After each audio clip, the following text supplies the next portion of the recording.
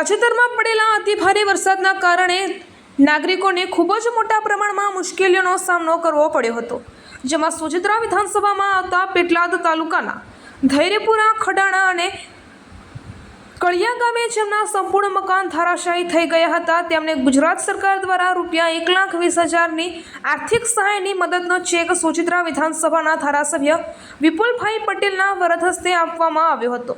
આ પ્રસંગે તેમની સાથે જિલ્લા સંગઠન મંત્રી નીલમબેન ઠાકોર, પેટલાદ તાલુકા મહામંત્રી અલ્પેશભાઈ પટેલ, પેટલાદ તાલુકા પંચાયત પ્રમુખ સોનલબેન પટેલ, જિલ્લા પંચાયત સભ્ય બાદલભાઈ પટેલ, જગદીશભાઈ સોલંકી, તાલુકા પંચાયત દંડક અજયભાઈ ગઢવી, મામલતદાર વિક્રમભાઈ દેસાઈ, તાલુકા વિકાસ અધિકારી શ્રી સતીશભાઈ પટેલ, હર્ષિતભાઈ પટેલ તેમજ લાભાર્થીઓ ઉપસ્થિત રહ્યા હતા। નટપુર ન્યૂઝ સખત અને સતત આપની સેવામાં। અમારા ફેસબુક પેજ, ઇન્સ્ટાગ્રામ, યુટ્યુબ ચેનલને સબસ્ક્રાઇબ કરો અને ફોલો કરો।